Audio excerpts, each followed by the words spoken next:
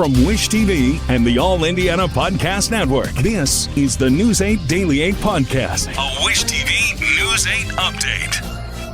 Hi, this is Hannah Mordeau, and this is your News 8 Daily 8 for Friday, June 20th.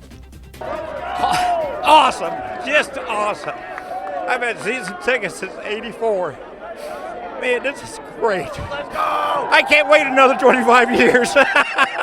Decades of emotion rise to the top after a blowout win from the Indiana Pacers. We have key plays, the fans, the players.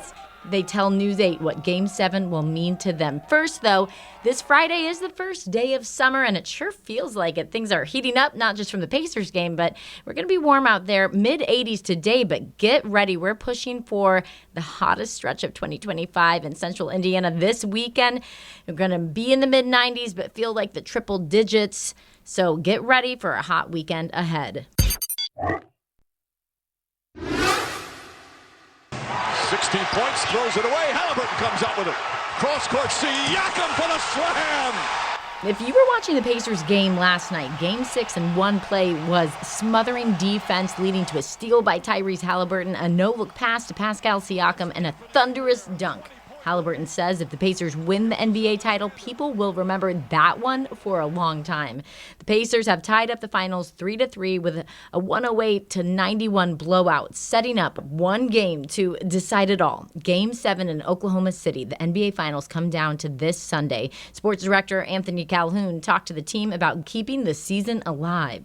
It was a must-win game for your Indiana Pacers on Thursday night here at Gainbridge Fieldhouse against the Thunder, and boy, did the blue and gold deliver. 17-point knockout punch against the Thunder. 6 players scored in double figures, and now the Pacers get ready for center stage on Sunday with the 2 biggest words in sports.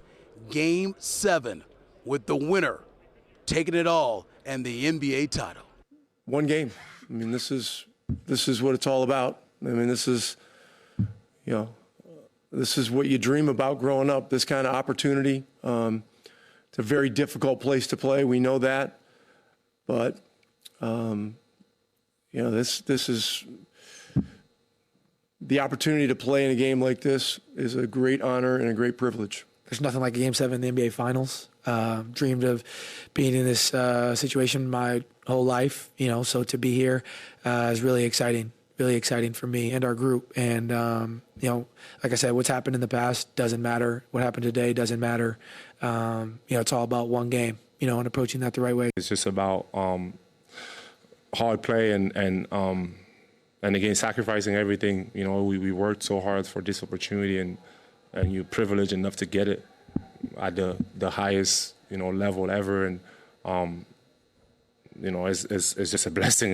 We're fortunate to be here. Man, I knew this about our guys. We come together when times get tougher, and we did a great job with that tonight. Man, things you dream of as a kid. This is an opportunity of a lifetime, and can't wait to step on that floor.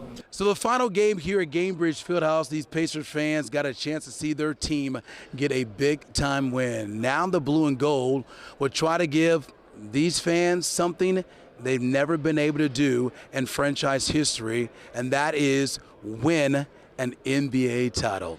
It should be a good one on Sunday, and we cannot wait. Team coverage throughout the weekend from OKC, and then don't forget to join us live from OKC with our pregame special, 6:30, right here on Wish TV. Anthony Calhoun, Wish TV, and WishTV.com. Pacers fans are waking up with an unforgettable feeling of clinching a must-win game. Fans spilled out smiling onto city streets. News 8's Colin Bailey went to the field house, and he tells us about everything we've seen, from cheers to tears. Full range of emotions from Pacers fans. They were walking out the doors right behind me off Pennsylvania, chant things like Pacers in 7, yes sirs, just full of emotion as they force a pivotal Game 7 this weekend. Fans poured out of Gainbridge Fieldhouse onto Pennsylvania Avenue, donning the blue and gold. It was a must-win game for the Pacers to continue their season, and fans walking out had no doubt that was going to happen. 17,000 plus watched inside the building, and hundreds watched outside for the official watch party at Bicentennial Unity Plaza. The smiles, the energy. Many in downtown Indy were on cloud 9 after the big win of a score of 108-91. Just awesome. It's just, it's been since 2000.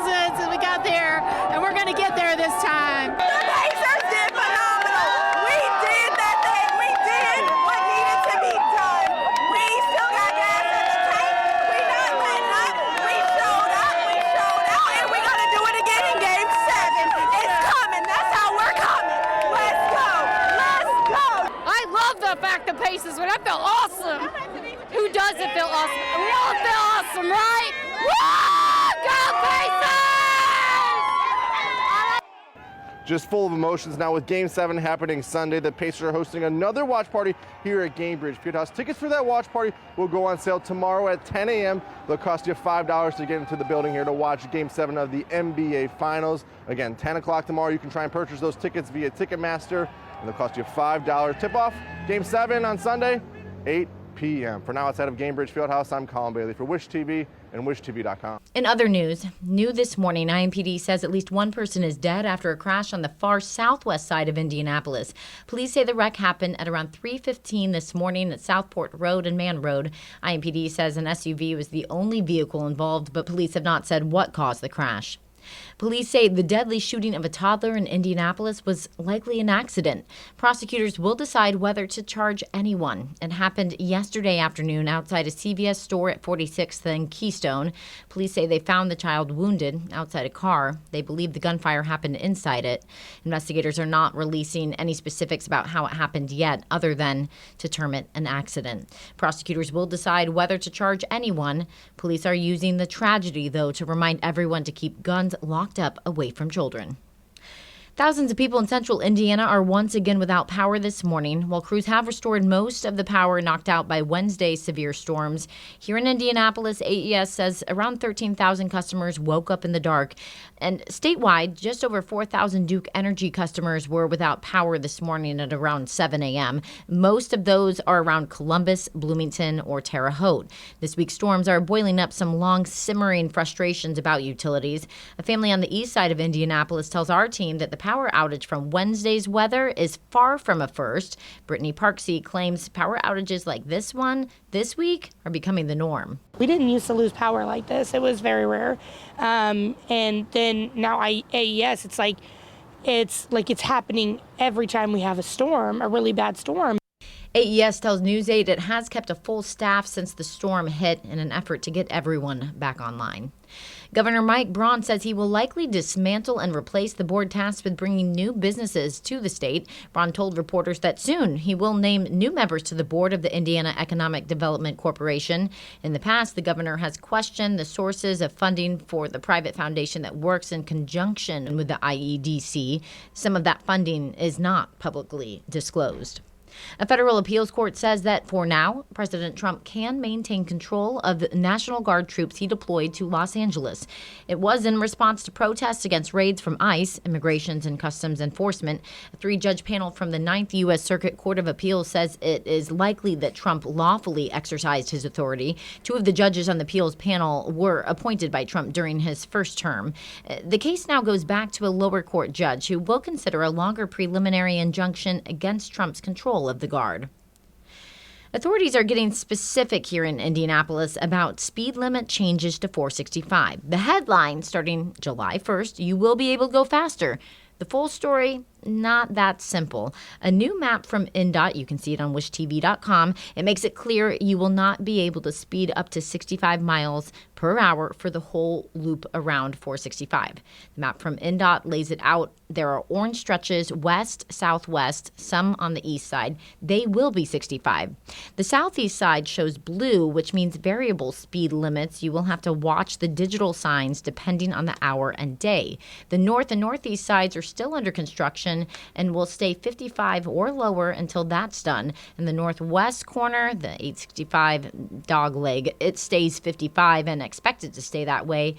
INDOT says the acute angle is not designed for those faster speeds.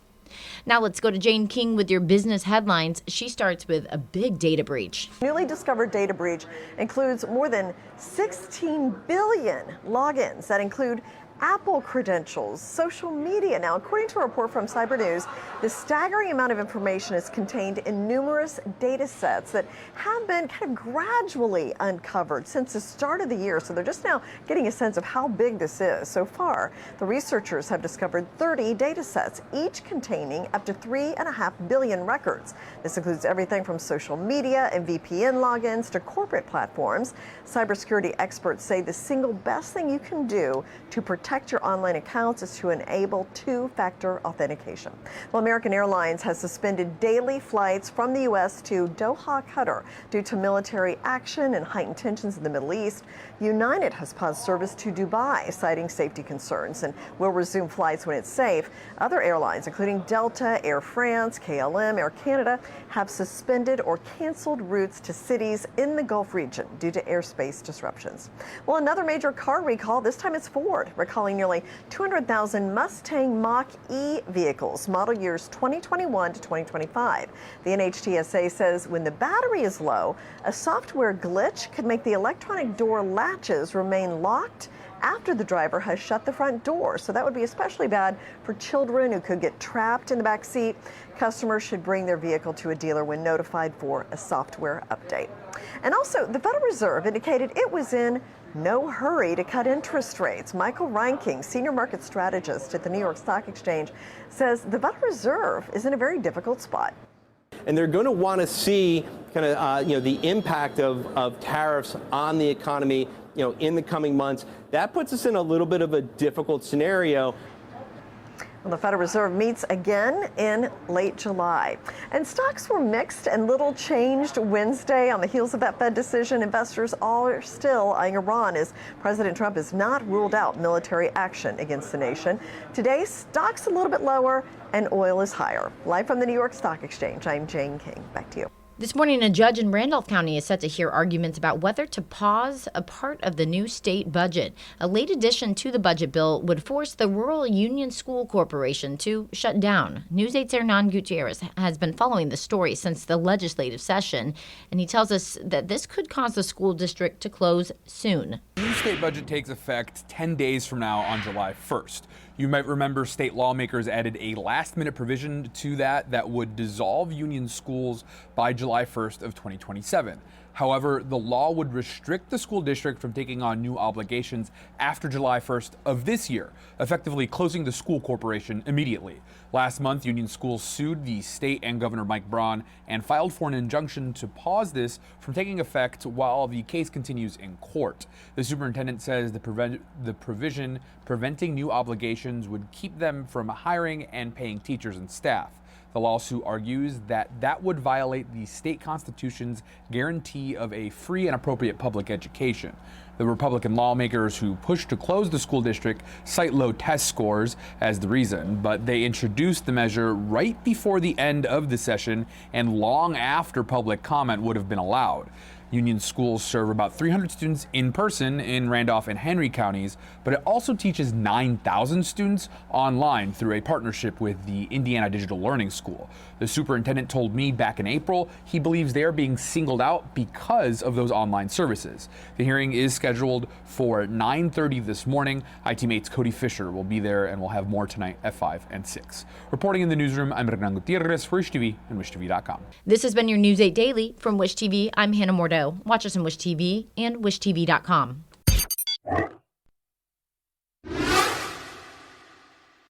This is the News 8 Daily 8 podcast, a Wish TV News 8 update on demand. For even more, on demand and on the go, connect with Wish TV on Facebook at WishTV.com and on the free Wish TV mobile app. Thank you for listening, and be sure to like, subscribe, and follow this podcast for updates every weekday morning on the All Indiana Podcast Network and wherever you get your podcast.